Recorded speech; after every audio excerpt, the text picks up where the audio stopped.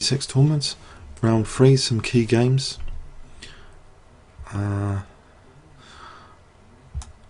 Okay.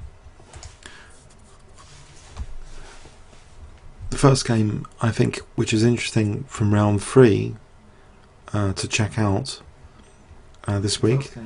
This is going to sort out a stream issue actually. I've got a stream issue. Okay, should be better. So, pardon me. So, yeah, I want to check out Bogo against Mikhail Botvinnik, Bogolozhubov against Mikhail Botvinnik. Let's check this game. So I'll call him FM from now on. So Mikhail Botvinnik playing black. We see D4 from FM. Knight F6 from Mikhail. Knight F3, a very solid move. And the response here from Mikhail is just to play B6. So this is a solid response. Black is trying to just strengthen the light square control by fianchettoing this bishop across that diagonal, control that E4 square. White played E3. And I have some access to Alekhine's notes here as well. I don't think they're I think they're pretty good notes. And he indicated after E3, more usual and strategically safer. He indicates is C4 here, not E3. This looks a little bit on the passive side to play E3, blocking in this bishop. Okay.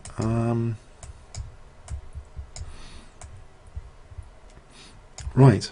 So we see C5. And now FM reacts with C4, Bishop B7. So black is putting more pressure on that central E4 square. White plays now Knight C3. And we see now C takes D4, E takes D4, and just E6. So potentially black might be interested in pinning this knight to exert more influence on this E4 square. Bishop D3, but actually no, we see actually instead Bishop E7, and now both sides castle. So Mikhail Botvinnik's played sensibly. He's deployed this Queen's Bishop across the diagonal. This bishop has been kind of liberated because black did that capture CD. In exchange for that though, black's got access to the C file as a target, but this bishop could be a nuisance. It can use this diagonal potentially. But in fact, white wants to support now the C4 pawn, B3, and this comes under some criticism from Alekhine in the notes. With this move, which weakens the queen side, Alekhine writes, without any necessity. And the next one, white completely spoils his position, which would have been promising enough if Bishop F4 had been played. So Alekhine doesn't like this move B3. Botvinnik reacts with D5. And now we see Bishop E3. And okay, has white made any serious errors? Well, the thing is, Mikhail Botvinnik plays very aggressively now. He actually heads an attack now kind of formation with his knight on E4. This whole thing about supporting and putting pressure on E4 is now an outpost, knight E4, which in this particular position is quite a nuisance. Okay, so we see rook C1, knight D7, and now queen E2, which again Alekhine doesn't really rate that much, indicating the aim of this move is difficult to understand. Because of the already inferior position, he should try and simplify matters. So Alekhine actually recommended, instead of queen E2, to play the move knight E5 here, to try and simplify. Interesting. Okay, so it is a difficult position. So this bishop E3 was played. So we see knight e4 after rook c1, knight e7, queen e2, and now rook c8. There is pressure on c4. White plays now rook fd1, and here it begins. The purpose of moving knight e4. Now this f pawn can support it, and ordinarily this might be creating these dark square weaknesses, but it depends. Is black able to cover up this e5 weakness? And you might think white has a positional resource here to sort of contest the e5 square, which he uses. White plays actually bishop f4, but Mikhail plays a dynamic, aggressive move now, and it's a forcing move, and I wonder how many of you would consider it. It's a little bit, I guess, unusual looking, but it's kind of positionally motivated. If I gave you 20 seconds here, can anyone guess what Mikhail Botvinnik played in this position?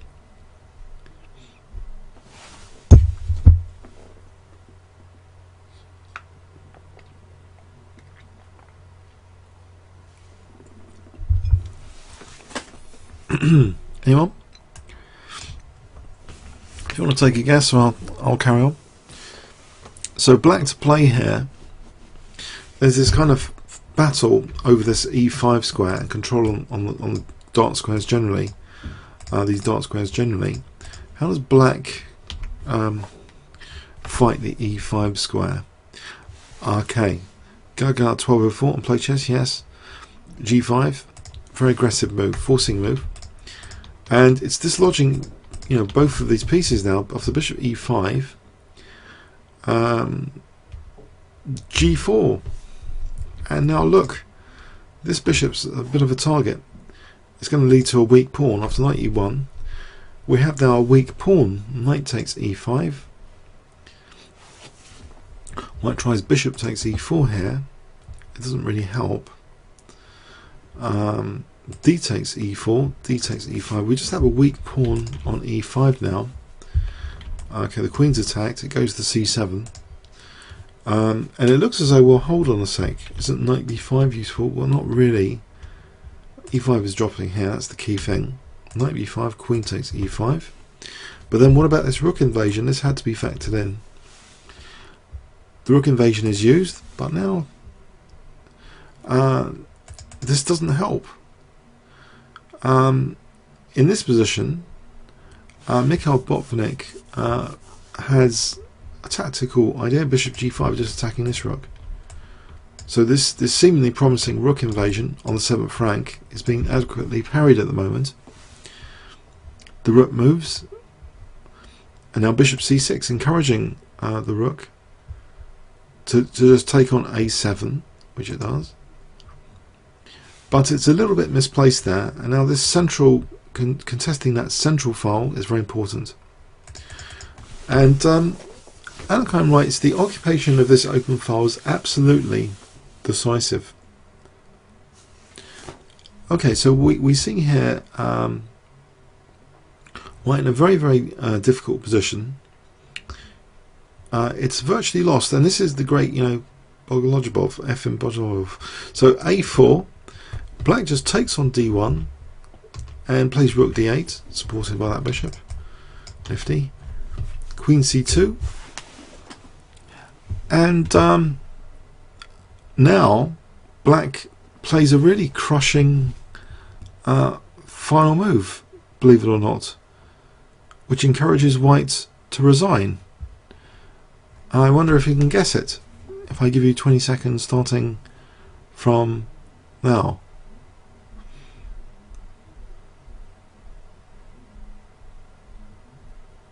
Can you guess?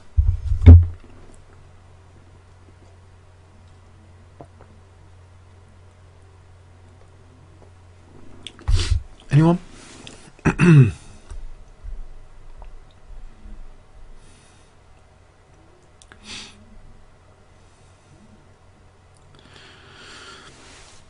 Okay, this crushing final move is bishop d2. It actually encourages white to resign here. this knight's a real problem. If queen b1, for example, then Alekhine's notes indicate e3 is a really crushing blow, because if takes, check, this is really desperate. King f1, and this bishop e4 will be totally, and crushing here. This is all over. It's pretty nasty. If the queen moves here, I think we just take, and there's all sorts. There's bishop g2 here, just winning the queen. So after bishop d2, that was all over. Bishop d2, end of game. So Botvinnik really crushed his opponent in this game.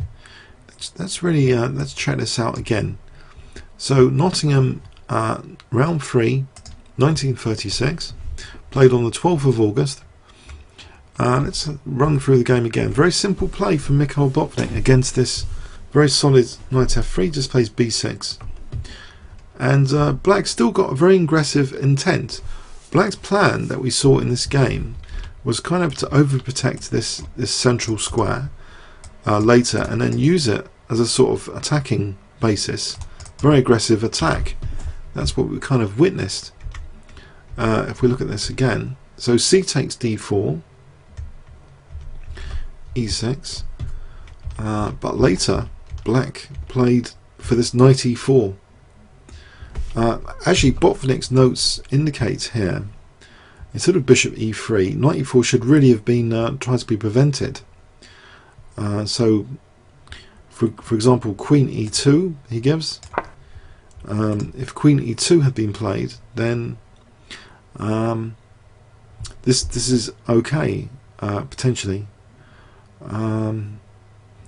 But d takes c4, bishop takes, queen takes, rook takes d4, rook d1,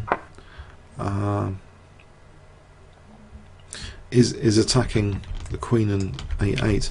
So it's possible that queen e2 was playable here, and what we got from this game was a very passive position. So this bishop e3 is bishop e3 is a very passive move, because it's supported. Black just entrenched this knight centrally, and we saw that White was really pushed off the board after this. We just look again, rook c1, and then f5 coming up, and it's a sort of strategy which I believe we've witnessed recently in some of the games of Aronian, to kind of turn a seemingly solid position into a kind of improved Dutch stonewall. So even in modern grandmasters, I think this style of play of entrenching a knight and having a kind of stonewall kind of attack, it's very, very dangerous, and it's what I kind of, if you kind of, I think Mikhail Botvinnik has this in his stylistic arsenal of weapons to get an entrenched knight on e4 and then sort of get this kind of stonewall type attack. And there's nothing really that wrong with Black's position. You can question the e5 square as White did, but it didn't really do anything, because Black is prepared to bring this g-pawn down the board.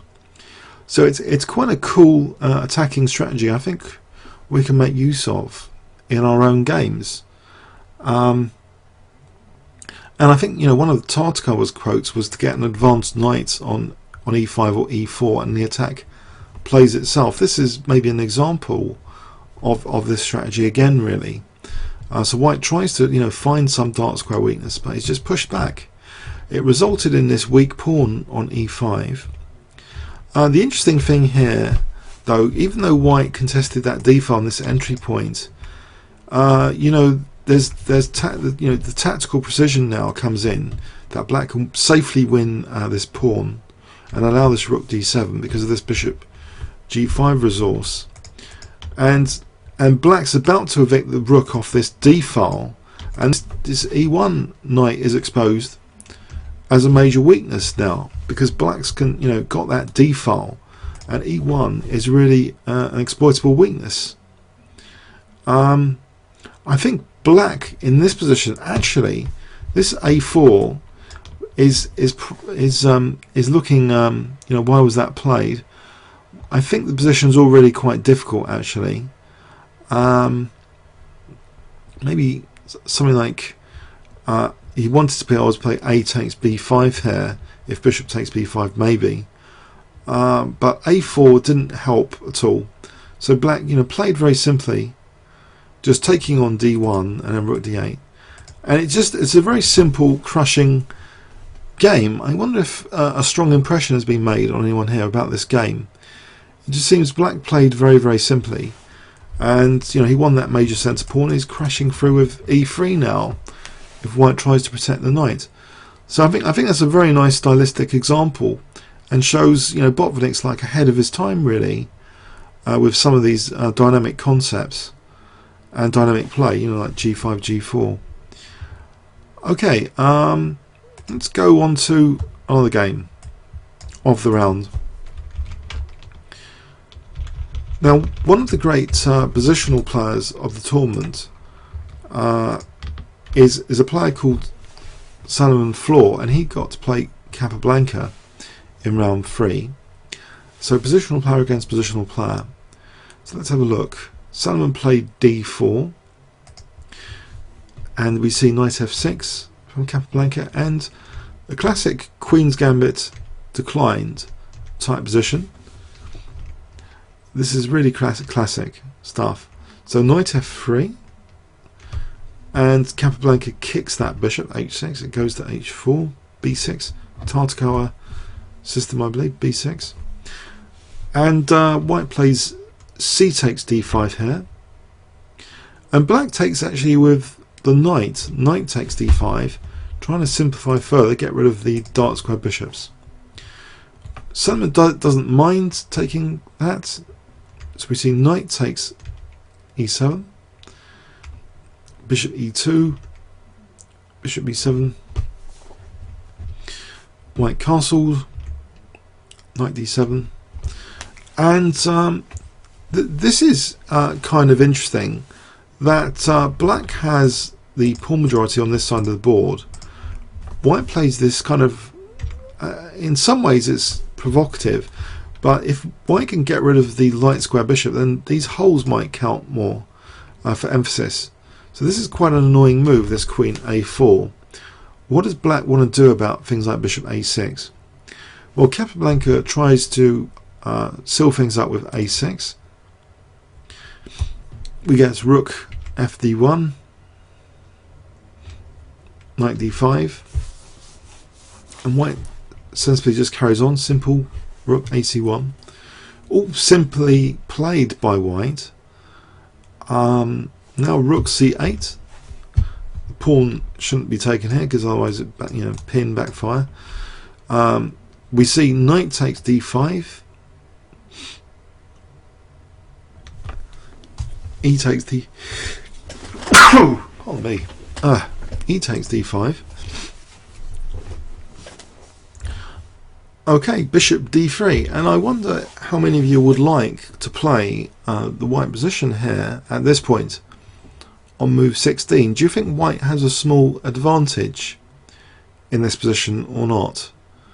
So what are your assessments of this? If I give you 20 seconds to evaluate the position, would you like to have this with white, basically?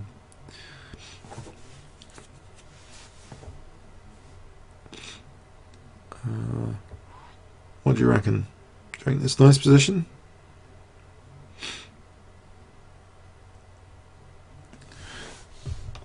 Okay.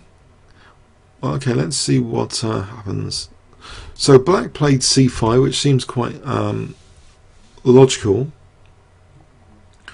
Or does it? Is there a slight snag associated with c5 here? Because white took, and okay, from a stylistic point of view, is Capablanca wanting hanging pawns here, or does he want to accept the isolated queen's pawn? If he played b takes c5, he didn't. He actually played knight takes c5, funny enough. And this gives white the d4 square, and we have this isolated queen's pawn. And that's very interesting. What is going on here? That what's so bad about b takes c5 in this position? Does it fail tactically? It looks as though black might be a little bit loose here. To say bishop f5 looks a little bit nasty on d7. There might actually be other moves as well, but that looks as though it could be unpleasant. But whatever the reason, Capablanca in this game actually took with the knight, believe it or not. And I have a feeling this isolated queen's pawn isn't that hot in this position. It's immediately blockaded with the queen. Rook e8. And then this bishop f5 resource is used, kicking the rook. Unless black wants to consider knight e6, of course. But the rook moved.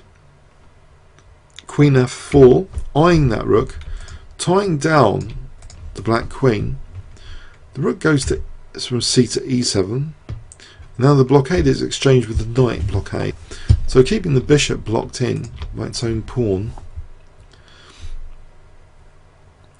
And in this position, again, this seems to be a strange sort of decision, which makes black's position a little bit more passive in some respects. I guess Capablanca had very good reason to consider this move. He plays actually a5, and you might think, well, what about this b5 square? Isn't this good for white to use that b5 square? What could white possibly have been threatening here, which is so powerful?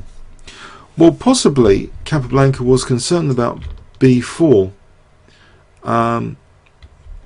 This c file and c7 is potentially promising, so maybe it was designed against b4 in particular.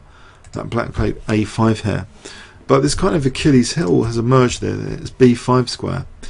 I think someone like Solomon IV, he was very known for his quiet style, positional style, being able to exploit weaknesses, systematically. He plays bishop d3, offering knight for bishop. Capablanca's not interested. But the downside is the bishop plonks itself immediately on b5, attacking a rook. Okay, the rook moves, and now we see queen f3. So this looks like a very nice position with blockade on the isolated queen's pawn, a piece in that hole on b5, more useful perhaps than that bishop. So I think you might agree that white has somehow increased his positional advantage against the great Capablanca here, who now plays an unusual looking, artificial looking attacking move. Capablanca plays rook g5. White's kingside is very solid here. This attack seems a bit optimistic, to say the least.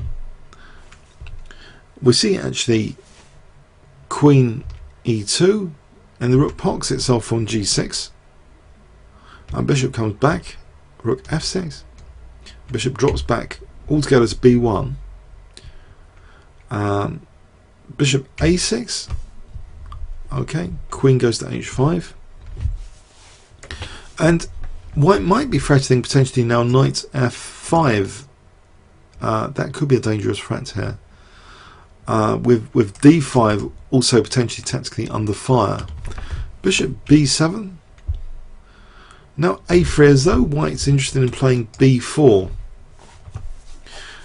What's happened here is that these rooks, this one in particular, seems a little bit misplaced.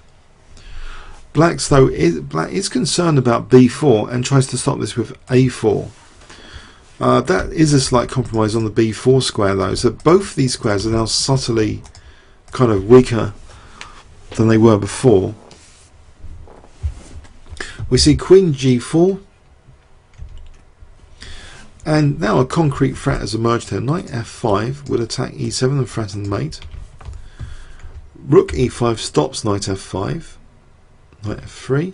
And it looks as though Capablanca would welcome a repetition, because we have this repetition here, as though he's interested in a draw. But Salomon Floor, he's a very, very good player.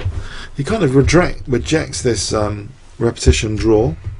He breaks the repetition now. He plays Queen g3.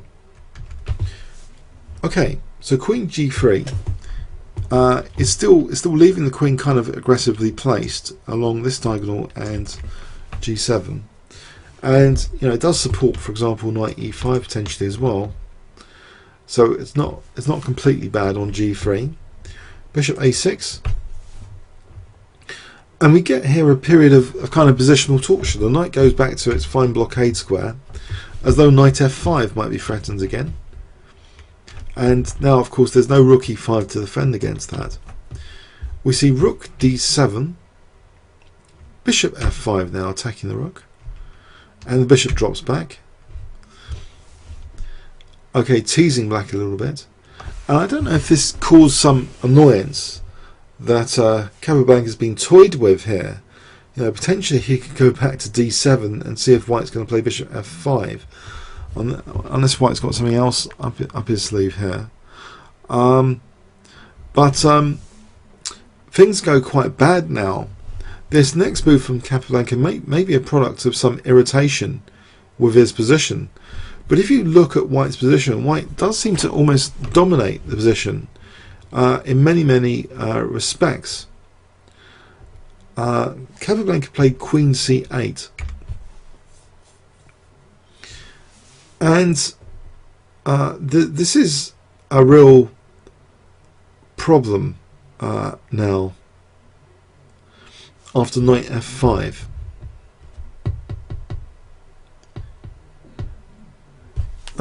Why is it a real problem?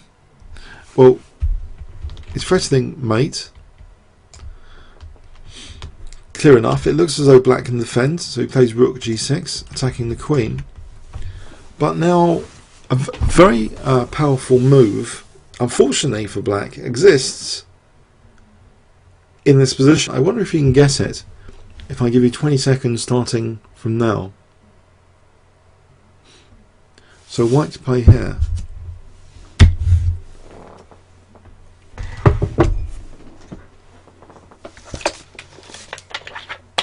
Anyone?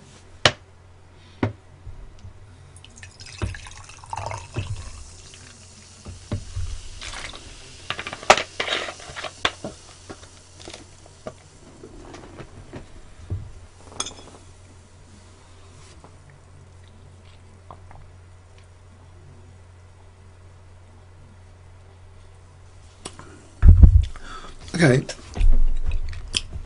No, it's not knight e7.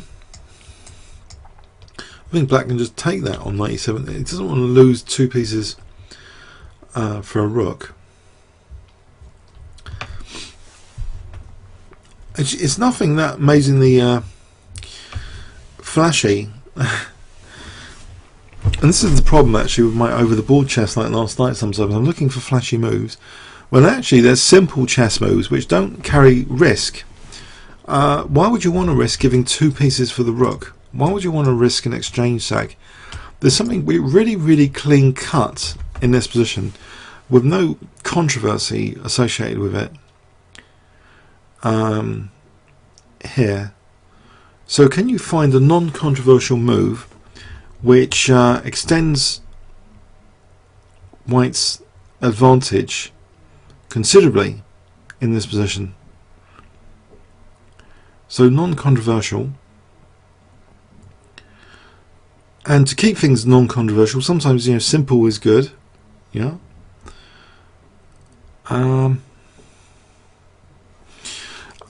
Talking about simple is good, you might consider queen e5. It doesn't really attack anything because g7 is protected. Okay, no, actually the move in this position. Okay, no one's getting it here on stream. Maybe it was a little bit surprising. No one's getting it. No, it's not queen e5. A lot of you are saying queen e5. I'm going to have to show you now. Just simply knight d6. Now knight d6 attacks the queen and it attacks the rook. And the knight is protected from g3. And this spells big trouble for the great Capablanca here. It really does. It's so simple. It's a double attack. So we see rook takes g3, knight takes c8, and again another double attack. The rook and b6 are attacked. Black is going to lose material. Capablanca tries to make the best of it here. He can't actually go back here as well because we've got that covered. He tries to make the best of it now with an exchange sacrifice. So he plays rook takes g2. It smacks of desperation. He's already lost. He's been positionally murdered by Salomon Floor. Salomon Floor was actually in Chernev's. He was featured in one or two games in one of my favourite books of all time by Chernev, the most instructive games of chess ever played. Very, very strong player, and you know, this was a really, really strong tournament in many respects. And this position can be considered totally lost here. The exchange down. This isn't sufficient compensation. We'll look at the continuation, but Capablanca has been systematically outplayed in this game. So king takes g2, rook takes c8, bishop a2. The exchange down basically. He's playing now rook c6. Okay, he bypassed the obvious trap, by the way. If you had played rook takes d5, that's a way of losing to bishop e7. Okay, so he bypassed that. Well, not losing, but blowing a significant advantage. He carefully tries to win d5, which he does now. Check. King h1, knight d3. Okay, there's some further tactical ideas. Rook c2, protecting f2. Rook d6. If the bishop moved without protecting, then knight takes f2. Capablanca is playing for cheapos. He's the exchange down still. Nothing's really changed. He's still the exchange down. There's no knight takes f2. The bishop's protecting d1. Rook f6. We see bishop e4. Rook d6. Bishop takes d3. Simplifying. And this pin, okay, with check is another like cheapo. f3 stops that check, keeping the pin. And Capablanca is faced now with rook d2, so he further simplifies the exchange down. And he plays on a few more moves. He does. The king comes in. f4, check. f5, check. He plays h5 here, e4, e5, and now he gets ready. In this position, he resigns finally. In this position, black can't really avoid losing material here. If black plays h3, then although we have bishop f1 to this, I think maybe just white plays king g6. We're winning g7. So black resigned here. He was completely positionally outplayed. So a dangerous positional player, Salomon Floor. Who would like to? Should we have a quick recap? What happened here? This is kind of Tartko Queen's Gambit decline territory. So in this variation, black's playing this b6 and sometimes accepting hanging pawns. From an evolution of style perspective, we see this variation turn up much later in 1972.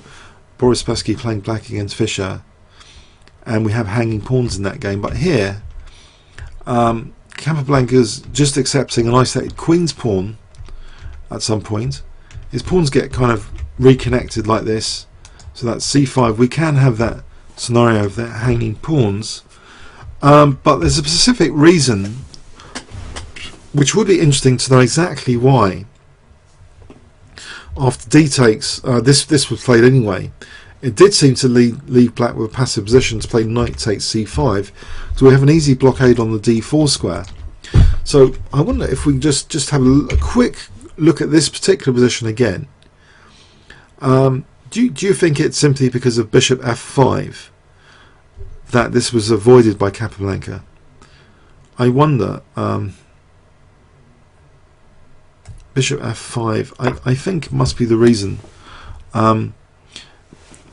If you want to say anything about this, or please let me know later. But we saw Capablanca just outplayed here with not being given much counterplay at all. A fine positional game. He did weaken himself, maybe trying to discourage b4. So he's weakening the b5 square. And I think he just got annoyed as well that his position was starting to get harder to play because of the kind of rooks slightly misplaced and kicked around annoyingly. So here was it. Here's the disaster. Queen c8. I guess black with queen c8 is threatening knight e4 potentially, or something like that. Maybe not. No, maybe not. Not at all. c7. No, he's not even threatening knight e4. It just runs into knight f5 with this idea of threatening mate and then coming into d6. This is really a crushing blow. So that just one material. How can black avoid losing material here? So the rest of the game was, as we saw, was just consolidating from being the exchange up. Black had very little compensation. Okay, so let's go on to another game. I hope you got something from that game. Okay, the third game I want to look at from round 3, further than last game this week to look at for round 3, is this one. William Winter, a very dangerous British player who's got a reputation of beating Sultan Khan, the genius from India, quite a lot. There's something about William Winter's style of play. By the way, that Capablanca loss was one of the very few losses he had in the Nottingham tournament. He did eventually do very well to come second after Mikhail Botvinnik. So that loss we saw was very interesting and very unusual. This was one of the peak years of Capablanca's strength. So anyway, William Winter playing Milan Vidmar, another great player. So Vidmar. So some notes here by Alexander Alekhine. We see d4 by William Winter. Okay, so d5, c4, e6. We have this very popular at the time, Queen's Gambit declined. Okay, bishop e7, knight f3, castles, rook c1, c6. White plays bishop d3, and black tries to exchange off these bishops again, like in the game we just saw. He plays d takes, and now knight d5, trying to relieve the kind of pressure by offering the exchange of bishops. And this is taken. White castles. Now black takes on c3, rook takes c3, now e5, and black's trying to liberate this bishop, so it's got this fine diagonal to work with as well, potentially. Queen c2. Okay, now here in this position, black, like in one of the earlier games we saw, black played e4 and he's trying to make this point here a strong point as a basis for attacking white on the king side. And in Alekhine's notes, he considers the alternative. If black had played e takes d4,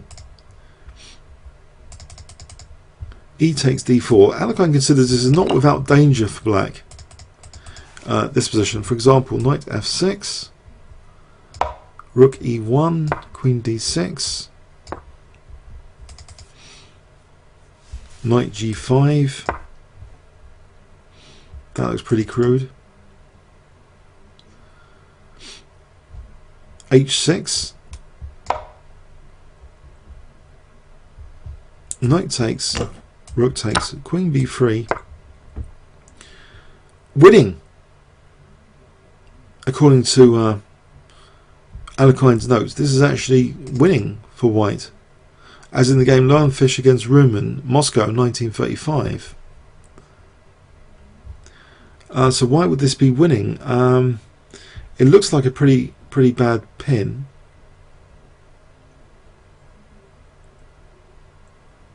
Initially, I'm just wondering about knight d5 actually.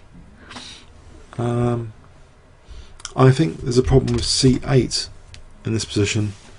If knight d5, I think we can just take and go for the c8 bishop with a check here.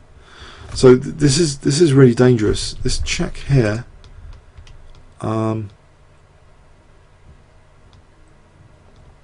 There's rook f8. No.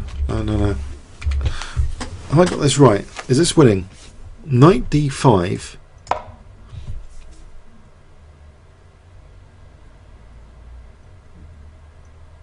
Have I got the right position? Rook e8 here. There's rook f8. Don't tell me I've got the notes wrong. Sorry about that. Knight f6, rook e1, queen d6, knight g5. Yeah.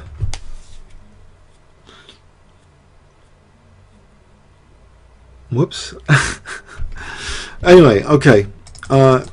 Anyway, there were some notes about e takes d4, which I think I need to check out. Sorry about that. I might post it on YouTube if I find out the exact variation there. So black played e4 anyway, and he made a strong point of this square. So knight d6, knight f6, trying to hold this square, this pawn. a3, too slow according to Alekhine. Sorry, I want to find guns. Rook f3 after rook e8. Is that variation? Was that variation winning? I want to find.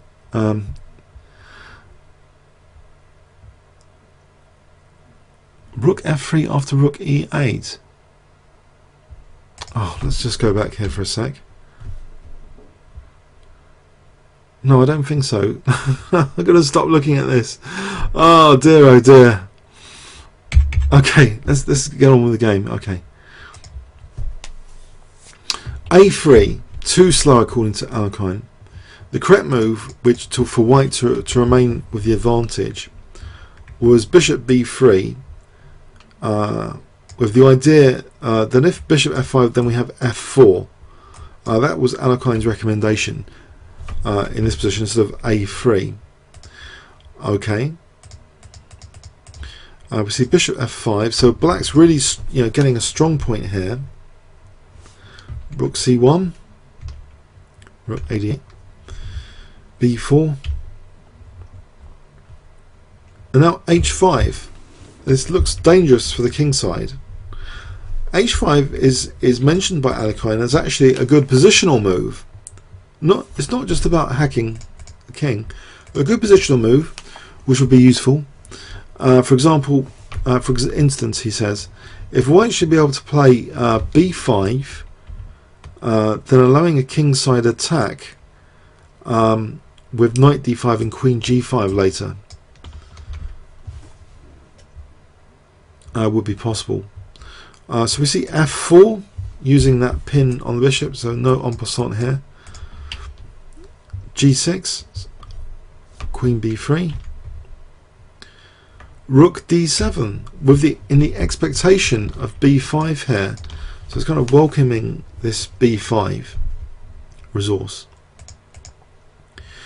And Alekhine gives this b5 as a question mark. It must be based on a miscalculation.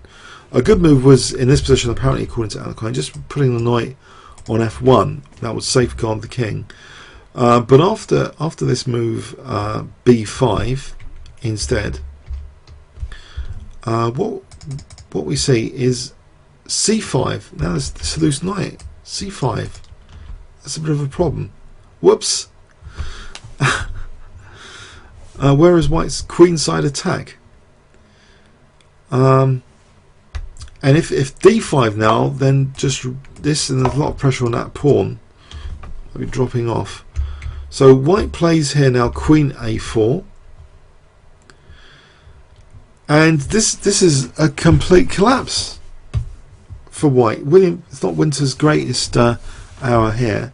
After c takes, e takes, he's got now a weak f4 pawn and d4. At the moment there's a tactical trap. I think rook takes d4, we have this trap, check, and then we can take on d4 next. But black simply just piles up the pressure on d4 and f4. So white's game, he's had it. He's losing a pawn here. White protects d4 to offer f4. Now all of white's pieces are concentrated without effect on the queen side, and the king's position becomes very exposed. Alekhine writes about this game. Queen takes f4. Okay, he's won a key pawn there, and you know black's got nasty crude threats there on h2. White takes on a7. It's pointless having the queen over here. Look at this king. A meagre satisfaction, for the fight will be decided by the positional, not the material advantage. So b6, attacking the queen like this. Rook c7, threatening knight d5 now, using that pin. We see rook g3. And now knight g4 from Vidmar, putting more pressure on h2 now. This is pretty nasty stuff, and white's under great pressure here, and I think it's a lost position. It looks pretty bad. White plays now bishop e2, and can you see the move which black played in this position? Which is a game finisher. If I give you 20 seconds starting from now. So what does black play in this position?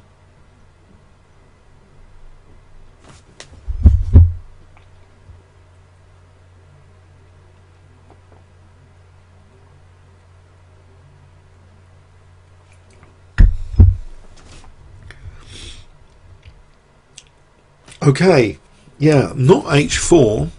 On h4, there's a weakness for the last move. We can just play rook takes g4 here, I think. 2 pieces for a rook.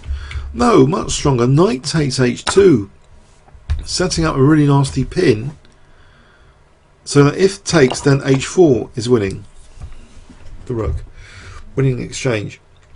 After knight takes h2, white actually resigned. It is a double attack on both rooks now. White resigned here. So Alekhine writes, a well played game by Dr. Vidmar. He's a doctor as well. So that's one way of playing the Queen's Gambit, declined as black. So we see these strong pointing strategies of this, especially this e4 square demonstrated, I think, this evening. These old masters seem to get this grip in the center, which kind of spearheaded their attack. So here, this grip on that e4 square later facilitated a great attack on the king side. This position, b5, did seem really dodgy. Didn't really want black to be able to play c5, surely. So knight f1 would have been so much better, getting out of the way of c5. So this, because then, you know, we've got bishop f7. If b5 c5 we can take, queen takes, we've got bishop f7 on c5. So this was a total disaster here to play the move b5 positionally, because this loose knight, unfortunately, you know, c5, and white has nothing, it seems, on the queen side after this. Would you all agree with that? That this is pretty bad stuff now for white.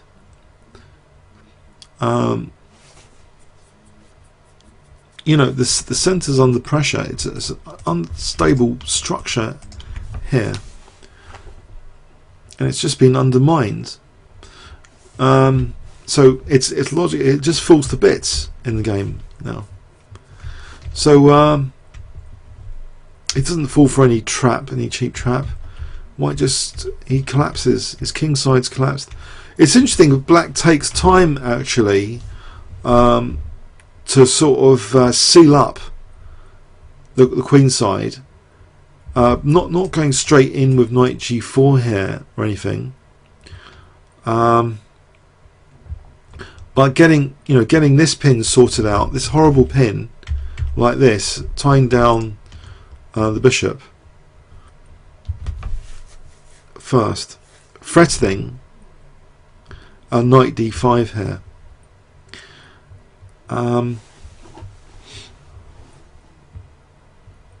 Yeah, I mean, and if white had doubled, then I think black can probably double here, still threatening knight d5.